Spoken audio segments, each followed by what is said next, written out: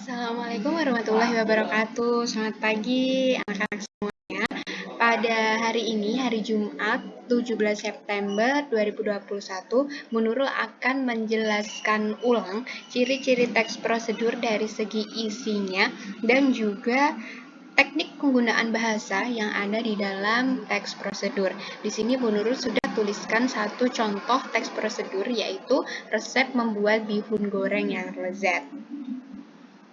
Pertama, pada bagian awal terdapat kalimat yang berisi tentang apa itu bihun goreng. Terus makanan itu terbuat dari apa? Ini yang dinamakan awal dari sebuah teks prosedur.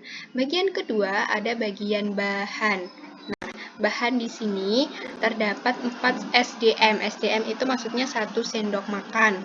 Kemudian ada 3 siung bawang, 10 ekor udang, 50 gram daging, dan seterusnya.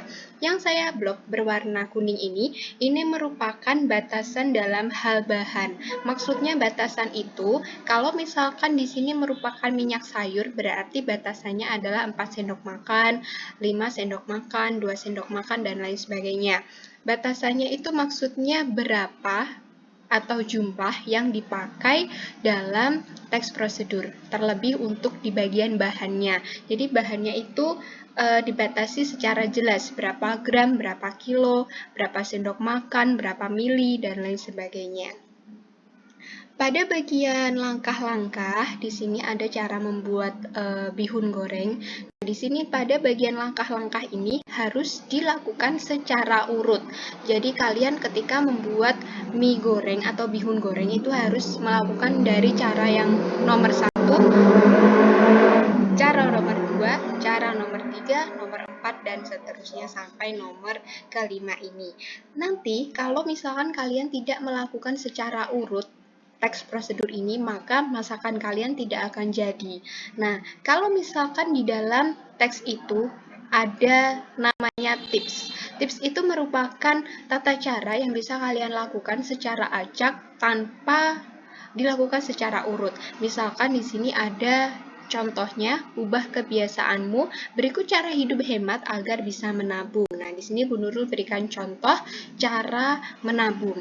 Yang pertama, jalani hidup ramah lingkungan dan minimalis, bukan sekedar gaya-gayaan atau mengikuti tren saja. Kedua, memasak di rumah. Ketiga, tidak berbelanja menggunakan kartu kredit. Keempat, disiplin ketika menabung. Kelima, jangan menabung dana tabungan, menggabung dana tabungan dan kebutuhan sehari-hari. Yang terakhir, bijak saat berbelanja. Nah, ketika tips ini, ubah kebiasaanmu nih untuk cara menghemat. Ketika kalian menjalankannya hanya satu saja, itu tidak masalah. Misalkan kalian hanya menjalankan 3 tips ini, itu juga tidak masalah. Kalian jalankan dulu mulai dari terakhir, kemudian lanjut ke sini, kemudian kalian acak lagi, itu juga tidak masalah, tidak harus urut. Cara menabung ini tidak harus semuanya kalian lakukan, jadi boleh hanya salah satu, boleh semuanya kalian lakukan, atau hanya beberapa saja, dan tidak perlu urut. Inilah yang disebut dengan tips. Bedanya dengan teks prosedur, kalau teks prosedur itu langkah-langkahnya harus dilakukan secara urut, sedangkan tips itu tidak perlu dilakukan secara urut.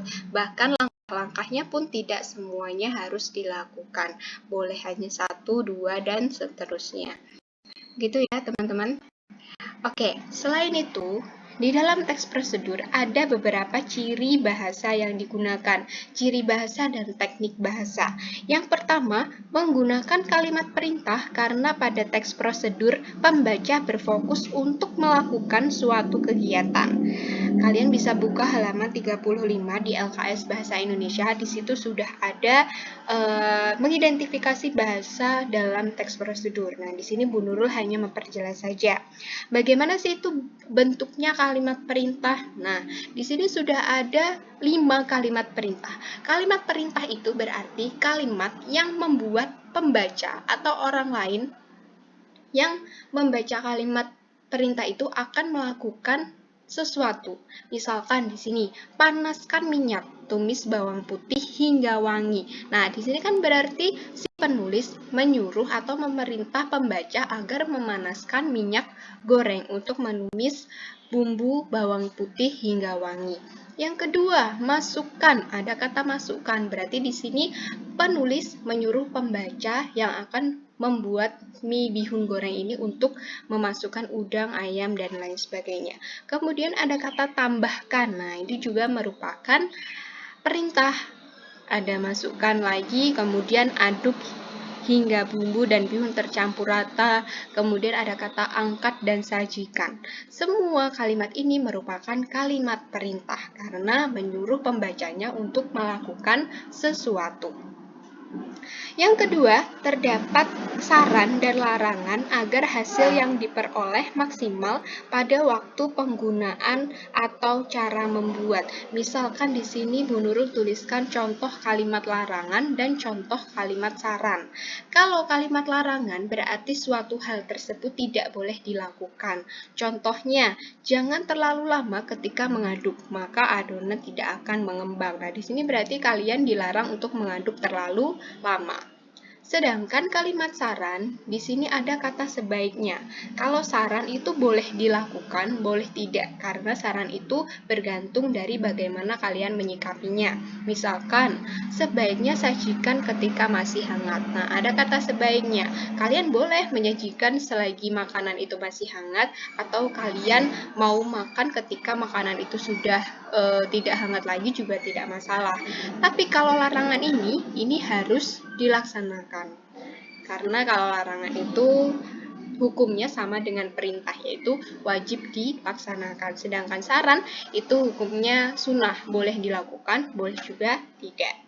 Yang ketiga, penggunaan kata dengan ukuran akurat. Misalkan 1 sendok teh garam, 2 lembar daun suji, dan lain sebagainya. Nah, di sini tadi seperti halnya aturan atau batasan dalam hal bahan. Nah, di sini ada 4 sendok makan, 3 siung bawang, 2 batang sawi, 50 gram kol, 200 ml air, dan lain sebagainya. Nah, ini harus ditulis supaya apa? Supaya ketika kalian menulis resep itu jelas takarannya, seperti itu. Kemudian yang terakhir, yang keempat, menggunakan kelompok kalimat dengan batasan yang jelas. Misalkan rebus hingga matang, lipat bagian tiap ujung kanan hingga rapi, dan lain sebagainya. Nah, di sini ada juga nih.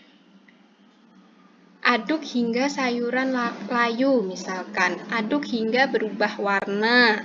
Nah, kemudian aduk hingga bumbu dan bihun tercampur rata. Nah, itu merupakan kelompok kalimat yang menggunakan batasan yang jelas. Jadi, aduknya sampai apa? Kemudian, dari yang sawi hijau menjadi agak layu. Dari yang misalkan adonannya itu belum mengembang sampai adonannya mengembang. Nah, itu jadi ada batasannya, batasan yang jelas seperti itu.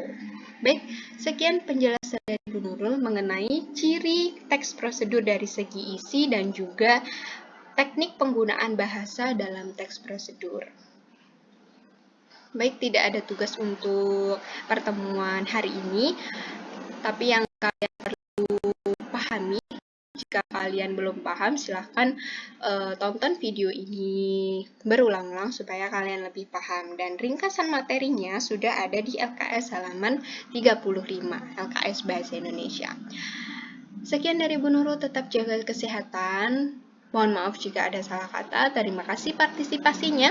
Wassalamualaikum warahmatullahi wabarakatuh.